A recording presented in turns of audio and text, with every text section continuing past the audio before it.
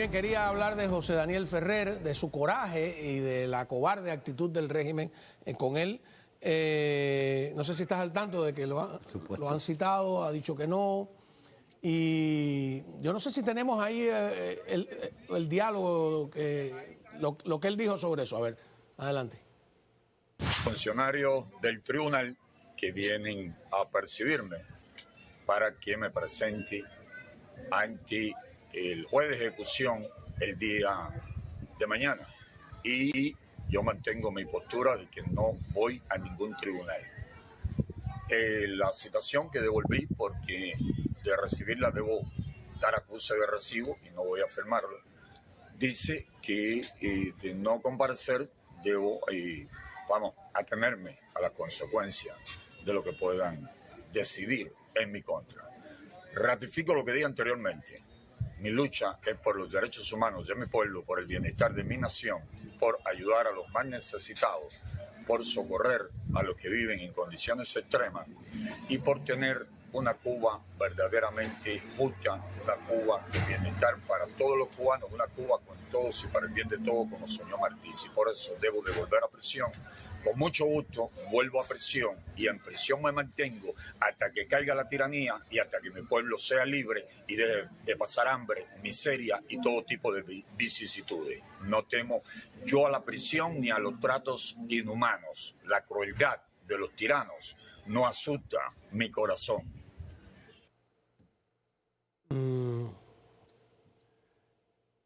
Es tremendo, ¿no? Porque hay que ponerse en su lugar. Hay que ponerse en su lugar. Ya él pasó por la máquina 2 veces. Y esta última fue particularmente dura. Y yo sé, por referencia personal, porque mi padre estuvo exactamente en esa misma situación por la que él pasó recientemente, cuando lo apretaron para que aceptara la idea de irse del país. Y también dijo que no. El coraje de José Daniel es increíble, pero además de eso, sigue demostrando que es hoy por hoy el opositor más peligroso que tiene el régimen cubano dentro de Cuba. No sé si te diste cuenta cómo hace referencia no solo a las libertades, sino también al bienestar de los más desfavorecidos. Sí, claro. Este es un hombre que arrastra pueblo. Sí, porque tú dices, a ver, ¿por qué tanto le teme el gobierno? Es un hombre aislado, vigilado, que pareciera solitario, pero le temen. No, no es solitario. Acuérdate que él está en la cárcel fundamentalmente porque demostró que es un líder de masa en la zona donde él vive. Es un líder de masa. Un líder popular, sí. A llegar a la población de una manera que el régimen, en primer lugar, ya no puede llegar. Y en segundo lugar, se asusta cuando alguien lo hace. Por eso sí, lo que veo, ¿por qué los asusta? Tú dices, tan débiles están. A veces dan la impresión de que son un cascarón, que nada más hace falta hacerle así. Bueno, eso se demostró en Europa Central, que esos regímenes poderosísimos, con todo el poder militar y el poder de la seguridad del Estado. Recordemos Alemania del Este, la Stasi. Era el aparato de seguridad más estricto que hubo más allá de la KGB. Y sin embargo, cuando los alemanes salieron a la calle 5 o 6 semanas seguidas, en masa, se cayó. El cascarón se rompió. Se cayó. Es posible, y ellos lo saben. Ellos no son tontos. Ellos lo saben. Por eso es que están evitando la posibilidad de que la gente salga a la calle. Ellos, por supuesto, que van a intentar controlar de la misma manera de siempre, a palos y represión, pero en realidad el resultado de una de esas explosiones populares es impredecible. Ellos tratan de minimizar el rol de los Estados Unidos y, por supuesto, tratan de evitar cualquier alianza de la oposición con los Estados Unidos, es inevitable, acusando de platistas, de entregados al imperialismo, cipayo, lo acaba de decir Maduro al presidente de República Dominicana, por lo del avión, etcétera, ¿no? Pero analizado en frío, desde 1899 hasta 1959, todos los cambios incluso hasta el 62 diría yo, que se produjeron en Cuba están vinculados a Estados Unidos, ¿no? La guerra hispano-cubano-americana acelera, contrario a, yo creo, a la leyenda, el proceso de independencia de Cuba. Eso de que los mambises tenían la guerra ganada es absolutamente discutible, ¿no? No es cierto. Eso es algo que habría que ver, ¿no?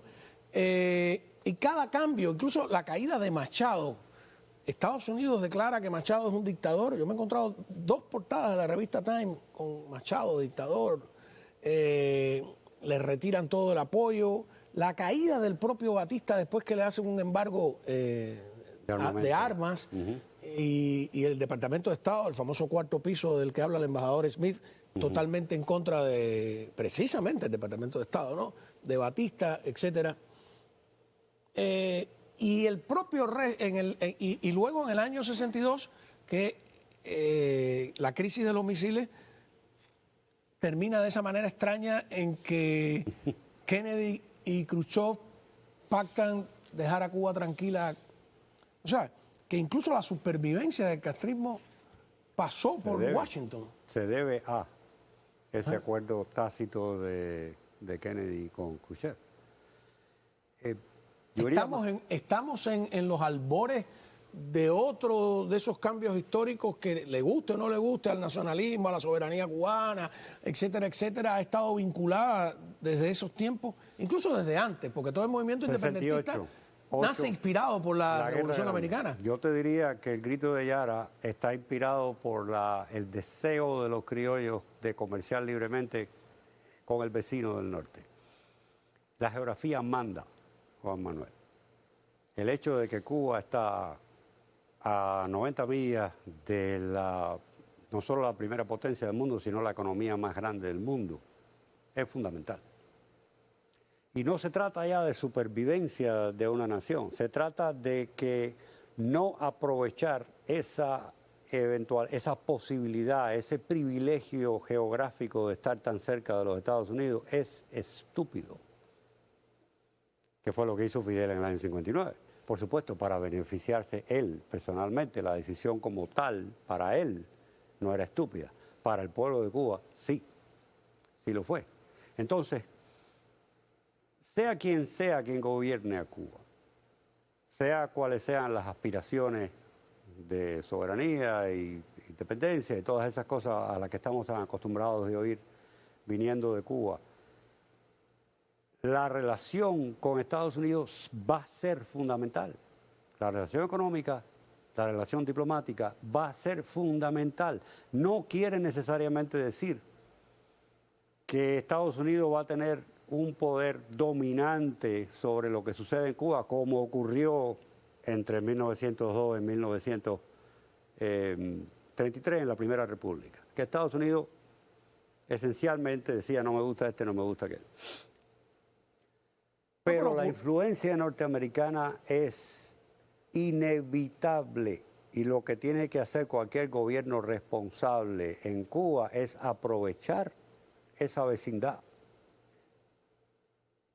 Quiero llevarte a la contraria, pero no estoy tan de acuerdo con lo que acabas de decir. Adelante. No, de 1902 a 1933 que cae Machado, que podríamos llamar esa la República Mambisa o de generales y Primera doctores. República. Quienes piden a gritos la intervención norteamericana en 1906, en la famosa Guerra de Agosto, son los 2 líderes del Partido Liberal y el Partido Republicano, José Miguel Gómez y Estrada Palma. Ambos lo piden. Correcto. El Estados Unidos se resistió, y se resistió un poco también cuando la chambelona, ¿no? Sí. Hubo un presidente colombiano en la época que dijo, yo quiero tener una enmienda Platt también para meter a la primera potencia del mundo en mis asuntos internos. Y Sí, pero era indiscutible que el embajador norteamericano en La Habana era una pieza del juego político cubano que no se podía ignorar. Fue en la década del 30 y el señor... Sí. Vamos, ¿quién hace caer el gobierno de Prío? El gobierno de los 100 días.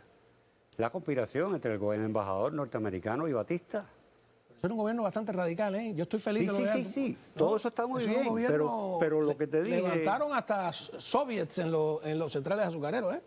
Sí, eso no fue Por centralizado, Hodge. eso no fue responsabilidad de Prigo. Prigo no era No, ahí está Grau. marxista. Gobierno de los 100 días, Grau y Guitera. Perdón, Grau. Guitera ahí era el que traía el lado rojillo de la ecuación, pero el viejo Grau no era No crea. marxista. No Me lo era. perdonen los graucistas. No lo era. Nos vamos No a lo pelear era. ahora No lo era. por los Era- auténticos. Era un socialdemócrata moderno, digamos. Un socialdemócrata Yo he moderno. cogido un discurso de Grau y le he dicho a la gente, ¿cuándo Fidel dijo esto? No, cuando la cubre. Y yo, no, lo dijo Grau. Acuérdate que en en el Cuba año- era muy difícil hacer política si no se 44. era nacionalista y hasta cierto punto anti. Eso fue a partir del 33. Tenemos que venir de nuevo a discutir de Sí, sí, historia de Cuba. absolutamente. Oye, Pero yo muchísimas oí gracias. el discurso de José Antonio Echeverría Ah, esa es otra cosa. hablando del capital extranjero. No, es otra cosa. José Antonio Echeverría es otra historia, ¿no? Es otra historia. Que era un católico, además, practicante, ¿no? Y demócrata. Claro que Y sí. demócrata. Pero a la misma vez tenía ese componente nacionalista, antiimperialista, que era prácticamente inevitable en la Cuba de aquella época. Antes de ir al corte, si me permite la producción, una cosa, han nombrado a la vicegobernadora presidenta interina de la universidad donde tú diriges el Centro de Estudios Cubanos. ¿Eso cambia algo? No fundamentalmente, yo creo que cambia más para ella, porque regresa a Miami, regresa a su alma mater, ella es graduada de FIU. Lo que sí yo creo que va a cambiar fundamentalmente a favor de FIU es la relación entre FIU y Tallahassee, porque ella viene de Tallahassee, de una posición importantísima de poder en Tallahassee, y eso hace que FIU esté un poquito más cerca del centro de poder de la Florida. Y en cuanto a la guerra cultural que vivimos, FIU no es un campo de batalla de la guerra cultural. No hay preocupación en ese sentido. No. bueno, pues muchísimas gracias a Sebastián Arcos Casabón, director interino del Instituto de Estudios Cubanos de la Universidad Internacional de la Florida, de FIU. La próxima venimos a batirnos sobre... Hay que revisar la historia de Cuba, ¿eh? Hay que revisarla de la A a la Z porque todos los días me encuentro cosas nuevas. Y nos las han escondido, nos las han escamoteado completamente, nos han presentado una historia que no es la realidad, ni mucho menos. Es mucho más interesante, es mucho más diversa, mucho más variada, mucho más independiente de lo que ellos... Cualquiera de los presidentes de 1902 a 1959, incluyendo a los dos Batistas, el peor de ellos ha sido mejor que Fidel y que Mejor Raúl, administrador. y que Díaz-Canel. Cuidado, Machado, el dictador. Hay dos Machados, el de la primera etapa y el de... Fue mucho mejor administrador que lo que tenemos ahora. y el segundo Machado. Muchas gracias a Sebastián,